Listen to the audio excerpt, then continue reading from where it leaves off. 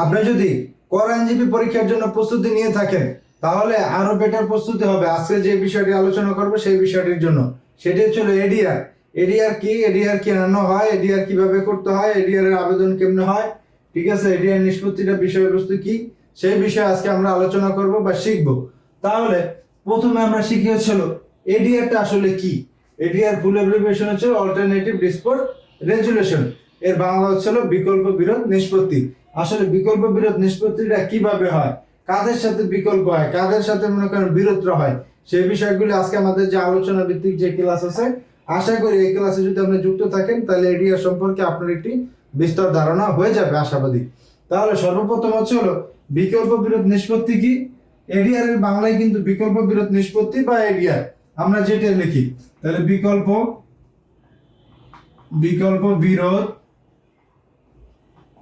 বিরোধ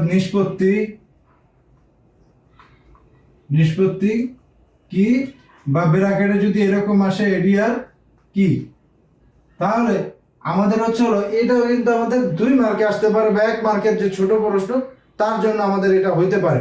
তাহলে আমরা বিকল্প বিরোধ নিষ্পত্তি কি সে সম্পর্কে আমরা এখন জানবো। তাহলে বিকল্প বিরোধ নিষ্পত্তি হচ্ছিল আয়কর আইন 2023 অনুযায়ী বিকল্প বিরোধ নিষ্পত্তি এডিআর হলো এমন একটি পদ্ধতি যার মাধ্যমে করদাতা কর কর্তৃপক্ষ আদালতের বাইরে, এখানে কি বলা আছে, আয়কর আইন 2023 অনুযায়ী বিকল্প বিরোধ নিষ্পত্তি এমন একটি পদ্ধতি যেখানে করদাতা এবং কর কর্তৃপক্ষ আদালতের বাইরে সহায়তাকারীর মাধ্যমে আলোচনা ভিত্তি করে কর নিরূপণ সংক্রান্ত বিভিন্ন বিষয়ে বিরোধ নিষ্পত্তি করে থাকেন। তাহলে কি বলা হলো, আয়কর আইন 2023 অনুযায়ী বিকল্প বিরোধ নিষ্পত্তি বা এডিআর এমন একটি পদ্ধতি যেখানে করদাতা, ভালো করে বোঝার চেষ্টা করেন, যেখানে করদাতা এবং কর কর্তৃপক্ষ আদালতের বাইরে সমঝোতাকারীর মাধ্যমে সুন্দরভাবে আলোচনার মাধ্যমে কর নিরূপণ করে সমস্যা বা বিরোধটি নিষ্পত্তি করে, সেটি হচ্ছিল আমার বিকল্প বিরোধ নিষ্পত্তি। এটা কিসের মাধ্যমে হয়, এটা হচ্ছিল আয়কর আইন অনুযায়ী, এটা হচ্ছিল বিধি অনুযায়ী এই সমস্যার সমাধানটি হয়ে থাকে। তাহলে আমাদের যদি প্রশ্নটা এরকম আবার আসে যে বিকল্প বিরোধ নিষ্পত্তি বা এডিআর কি, এডিআর হচ্ছিল আয়কর আইন 2023 অনুযায়ী বিকল্প বিরোধ নিষ্পত্তি বা এডিআর এমন একটি পদ্ধতি যেখানে একজন করদাতা এবং কর কর্তৃপক্ষ আদালতের বাইরে সমঝোতাকারীর মাধ্যমে বা সমঝোতা যিনি থাকবেন তার মাধ্যমে 2 পক্ষই, আয়কর কর্তৃপক্ষ প্লাস করদাতা, তাদের মাধ্যমে আলোচনা করে কর নিরূপণ করবেন এবং কি এই সমস্যাটির সমাধান করবেন। এটি কিসের ভিত্তিতে হয়ে থাকবে, এটি অবশ্যই আইন এবং বিধির মাধ্যমে হয়ে থাকবে। সেটাই হচ্ছে আমাদের আয়কর কি বিকল্প বিরোধ নিষ্পত্তি বা এডিআর কি। এখন যেহেতু আমরা 2 বার বা 3 বার আলোচনা করলাম, অবশ্যই আপনার কি হয়েছে এই বিষয়টা কিন্তু সুন্দরভাবে নিজের ভাষায় আপনি লিখবেন। সেম টু সেম বইয়ের ভাষায় লিখতে হবে এরকম না, আমি যে আপনাদেরকে বলছি সেই বিষয়টা কিন্তু সেম টু সেম বইয়ের ভাষা না, কিন্তু এটাই কিন্তু মূল টপিক, এটাই কিন্তু বিষয়, আপনাকে কিন্তু পরীক্ষাতে মার্ক দিতে হবে। তাহলে আমরা যদি আবার পড়ি এডিআর কি, এডিআর কিন্তু আমরা সর্বপ্রথম উপরে পড়ছি, এই যে এডিআর অ্যাব্রিভিয়েশন কি, অল্টারনেটিভ ডিসপুট রেজুলেশন। এই এডিআর এর বাংলা কি, এই এডিআর এর বাংলা হচ্ছে বিকল্প বিরোধ নিষ্পত্তি। তাহলে বিকল্প বিরোধ যদি নিষ্পত্তি কিসের বিকল্প বিরোধ সেই বিষয়টা কিন্তু আমাদের বুঝতে হবে বা জানতে হবে। এখানে কিন্তু জমি নিয়ে কোনো মারামারি বা বিরোধ হয় নাই, বা অন্যান্য পারিবারিক কোনো বিরোধ হয় নাই, রাষ্ট্রীয় কোনো বিরোধ হয় নাই। এখানে বিরোধ হচ্ছে হলো রাজস্বদের সাথে, কর কর্তৃপক্ষের সাথে করদাতা কি নিয়ে বিরোধ হচ্ছে হলো আপনার কর নিয়ে। কি হয়েছে, যেমন কর কর্তৃপক্ষ বলতেছে যে আপনার হয়েছে 100 টাকা, আর যিনি করদাতা আছেন তিনি বলতেছে যে না আমার হয়েছে মনে করেন যে 40 টাকা, তফাৎ বিশাল গ্যাপ। এটাই মনে করেন একটা বিরোধ। কর কর্তৃপক্ষের হাতে যে ক্ষমতা আছে বা আইন অনুযায়ী যে পদ্ধতি আছে তার হাতে সেটা নেবেন, তারকে নোটিশ দিবেন, তাকে ডাকাবেন, তারপর যাচাই করবেন, অডিট করবেন, এই বিভিন্ন ধরনের কিছু আছে। সেটি আমরা যখন আমাদের পরীক্ষার বিষয় না বাস্তবে যদি আমরা যেতে পারি ইনশাল্লাহ তাহলে সেটি আমরা বুঝবো। তাই এই যে দুজন পক্ষ, সেটা হচ্ছে ইনি যদি করদাতা হয়, করদাতা, আর এই যে 100 টাকা যিনি দাবি করলেন এটা কিন্তু বোঝানোর স্বার্থে, এরকম কিন্তু হওয়ার সুযোগ নেই, এত তফাৎ হয়ও না। আর ওটা হচ্ছিল কর কর্তৃপক্ষ,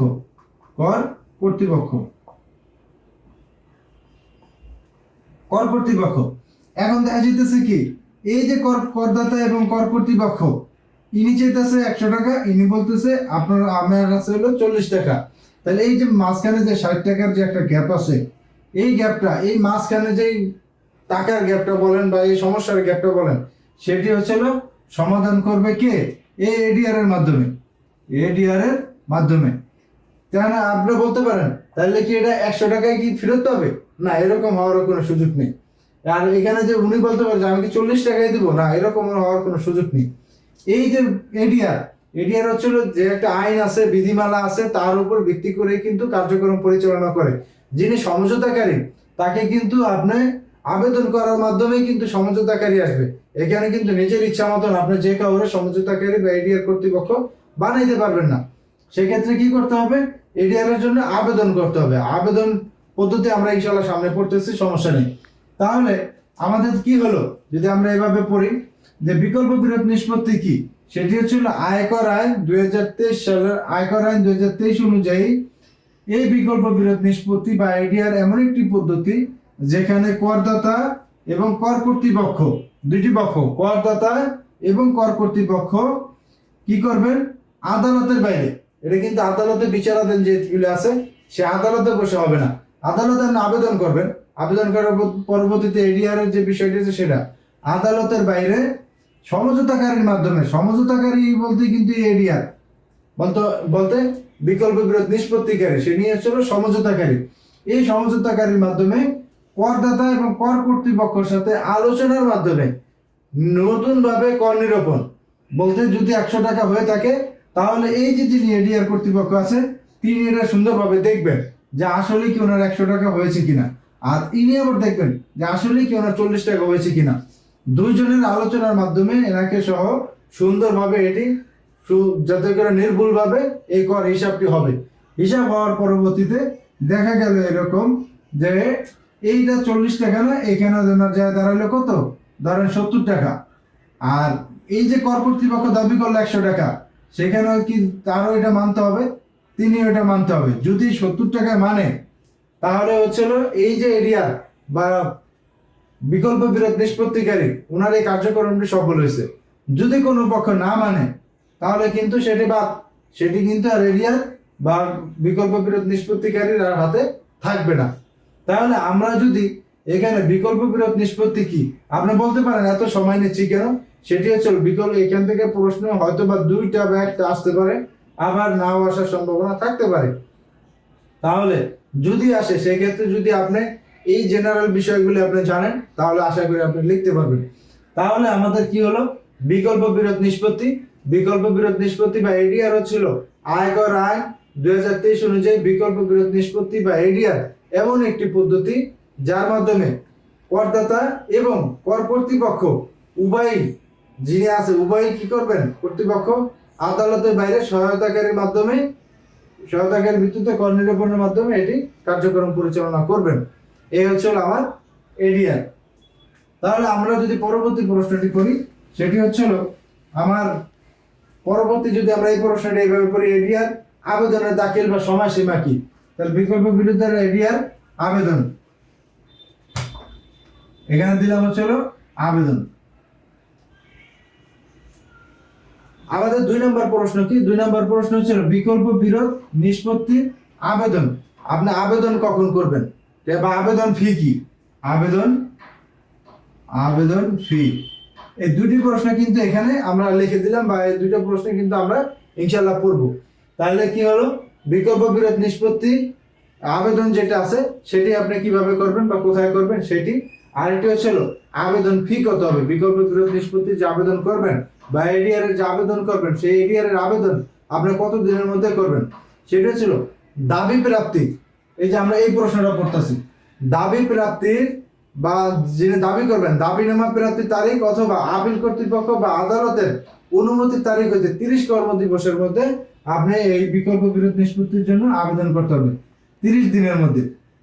সেটি কি কোন থেকে করতে হবে বা কোন থেকে আপনার তারিখ গণনা করা হবে, সেটা হচ্ছে দাবিনামা। এই যে কর কর্তৃপক্ষ যে দাবি করলো 100 টাকা, সেই দাবিনামা আপনার কাছে অবশ্যই নোটিশ আকারে আসবে। সেই দাবিনামার প্রাপ্তির দিন বা আপিল কর্তৃপক্ষ অথবা আদালতের অনুমতির তারিখ হতে 30 কর্মদিবসের মধ্যে আপনার এই এডিআর এর জন্য কি করতে হবে, আবেদন করতে হবে 30 কর্মদিবসের মধ্যে। 30 কর্মদিবসের বেশি যদি হয়ে যায় তাহলে কিন্তু আর এই বিকল্প বিরোধ নিষ্পত্তি করার কোনো আর সুযোগ থাকবে না। এর পরবর্তীতে আবার অন্য কোনো আইন বা অন্য কোনো মাধ্যম আবার অনেক কিছুই করে আপনাকে করতে হবে। তাহলে আমাদের কি করতে হবে, 30 কর্মদিবসের মধ্যেই আমার এই কার্যটি সম্পূর্ণ করতে হবে। এর পরবর্তীতে কি আছে সেটি হচ্ছিল এডিআর এর আবেদন ফি কত। এডিআর এর আবেদন হচ্ছিল প্রতি করবর্ষের জন্য মাত্র 500 টাকা। যে কয় বছরের জন্য আপনি করবেন সেই কয় বছর বলতে প্রতি কর বছরের জন্য আপনার 500 টাকা হারে জমা দিতে হবে। কত টাকা জমা দিতে হবে, 500 টাকা।